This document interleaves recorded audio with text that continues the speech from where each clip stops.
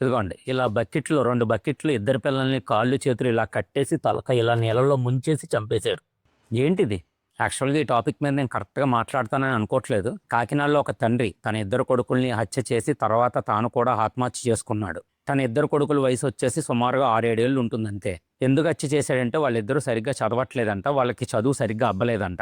అందుకని మనస్తాపం చెంది ఆళ్ళిద్దరిని చంపి తర్వాత తిన మనస్తాపంతో తిన కూడా ఆత్మహత్య చేసుకోవడం జరిగింది. మా నాన్నగారు కూడా ఇలాగే ఆలోచించుంటే నేను కూడా ఎప్పుడో చచ్చేవాడినే. మనకి తప్పు జరుగుతున్నప్పుడు అడ్డుకునే రక్షణ వ్యవస్థ ఉంది. తప్పు జరిగాక శిక్షించే కోర్టు వ్యవస్థను ఉంది. కానీ తప్పు జరగకుండా భయపెట్టే వ్యవస్థే లేదు. పోనీ తినేమన్నా చదువుకోలేని వ్యక్తి అంటే తను పెద్ద సెంట్రల్ గవర్నమెంట్ జాబ్ కూడా చేస్తున్నాడంట. కొన్ని బళ్ళు ఫస్ట్ గేర్ నుంచే స్పీడ్ అందుకుంటాయి. మరి కొన్ని బళ్ళు ఫోర్త్ గేర్కి వెళ్ళాక స్పీడ్ అందుకుంటాయి. ఒక పిల్లోడు వాడి ఎదుగుదల బట్టి, వాడి చుట్టూ ఉండే వాతావరణం బట్టి, వాడి జ్ఞానాన్ని నెమ్మదిగా పెంపొందించుకుంటూ ఉంటాడు. ఒకడు స్పీడ్గా అందుకున్నంత మాత్రాన వీడు వెంటనే అందుకోకపోవచ్చు. బట్ కొంచెం లేట్ అవుతుందేమో కానీ ఖచ్చితంగా అందుకుంటాడు. చెప్పేవాళ్ళు చెప్పే విధంగా చెప్తే ఏదైనా సరే ఎవరైనా సరే నేర్చుకుంటారు. కొంతమందికి చదువు అబ్బుద్ది, కొంతమందికి వ్యాపారం అబ్బుద్ది, కొంతమందికి బుద్ధి అబ్బుద్ది, కొంతమందికి జ్ఞానం అబ్బుద్ది, కొంతమందికి సంస్కారం అబ్బుద్ది.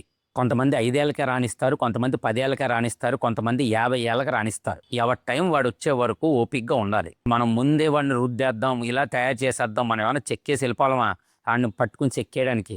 పిల్లలు ఆడుకుంటేనే అందమండి, అల్లరి చేస్తేనే అందం. కానీ మనమే అవన్నీ మానేసి పిల్లడు కూర్చుని బుద్ధిగా ఒక మూల కూర్చుని చదువుకుంటుంటేనే అందంగా ఫీల్ అవుతున్నాం. పిల్లలు పుట్టిన 3 ఏళ్ళ నుంచే చదువు మొదలు పెట్టేసి ఒక 25 ఏళ్ళు వాడు అసలు ఎందుకు పుట్టాడు కూడా అర్థం కావట్లేదు. ఏదో దేవుడు ఎందుకు పుట్టించాడు అని చదువుకోవడానికి పుట్టించినట్టు అయింది. ప్రపంచంలో అన్ని రకాలుగా వాడు అనుభవించడానికి పుట్టించారు. చదువు ఒకటే కాదు. ఇప్పుడు హైదరాబాద్లో సాఫ్ట్వేర్ వాళ్ళు 25-30 ఏళ్ళకి ఉద్యోగాలు చేస్తుంటే అదే హైదరాబాద్లో పొకుడీలు వేసేవాడు ₹1,00,000 పైగా జీతం తీసుకుంటున్నాడు. తెలుసా మీకు? ఈ ప్రకృతిలో 25 ఏళ్ళు కష్టపడ్డవాడికి విలువ ఉంటుంది. అదే 25 గంటలు కష్టపడి ఏదైనా విద్య నేర్చుకున్న వాడికి విలువ ఉంటుంది. కేవలం 5-6 ఏళ్లకే వాళ్ళు ఎందుకు పనికి రాకుండా పోతారని మీరు ముందే డిసైడ్ అయిపోతే ఎలా అండి?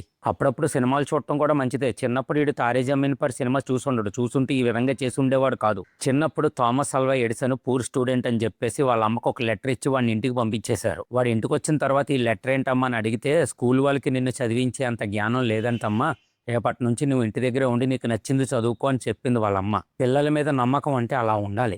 చివరగా ఒక మాట, మనకి పిల్లల్ని కనే అర్హతే ఉంది కానీ చంపే అర్హత లేదు.